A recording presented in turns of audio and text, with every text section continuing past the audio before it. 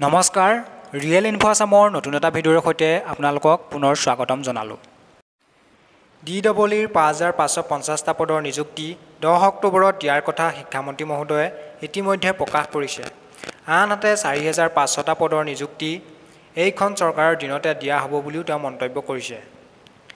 DEEৰ ৫৫৫০টা LPUP শিক্ষক পদৰ provisional merit লিষ্টসমূহ Durga পূজাৰ আগে আগে প্ৰকাশ পোৱাৰ পূৰ্ণ সম্ভাৱনা আছে। শিক্ষামন্ত্ৰী মহোদয়ে প্ৰকাশ কৰা মতে ফাইনেল মেৰিট লিষ্ট 10 অক্টোবৰৰ ৪-৫ দিন আগতহে প্ৰকাশ পাব। আবেদনকাৰী প্ৰাৰ্থীসকলৰ প্ৰশ্নৰ উত্তৰত শিক্ষামন্ত্ৰী মহোদয়ে দিয়া মন্তব্যসমূহ আপোনালোকলৈ আগবঢ়ালোঁ। ডিপাৰ্টমেণ্টে তেওঁলোকক কিছুমান ইণ্টাৰভিউটো ক'ত বিচাৰিছিলে কোৰ্টে কি অৰ্ডাৰ দিয়ে কোৰ্ট অৰ্ডাৰটো চাই উঠালে কাৰণে যদি কোৰ্টে সেই সময়লৈকেও নিদিয়ে তেনেহ'লে সিমান সংখ্যক চিট আমি ৰাখি থওঁ বাকীখিনি আমি দি দিম। ছাৰ তেওঁলোকক হল কৰি পেলাই আমাক হল কৰি হ'লে আমাৰ 10 অক্টোবৰ আমি ছাৰ তেওঁলোকক হল কৰি হ'লেও আমি দিম, কিন্তু 10 অক্টোবৰত হ'ব। 10 অক্টোবৰৰ আগত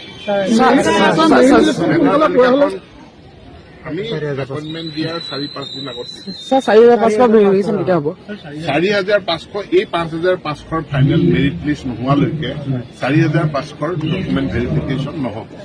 কাৰণ ইয়াতে ৫,৫০০ যিসকলে আবেদন কৰিছে তেওঁলোকে ৪,৫০০টো আবেদন কৰিছে। গতিকে এখন মেৰিট লিষ্ট ওলাই যোৱাৰ পাছত সেই নামখিনি আমি ৪,৫০০ৰ পৰা আউট কৰি দিম। এইটো বছৰ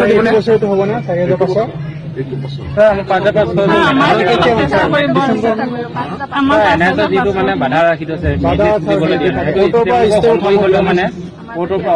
মই ক'লো হ'ব সেইটোৱে কৰিম। আকৌ একেটা এইটো মাহতে দিবনে? এইটো বছৰতে দিবনে? এইটো বছৰতে দিবনে ছাৰ? আমাৰ চৰকাৰৰ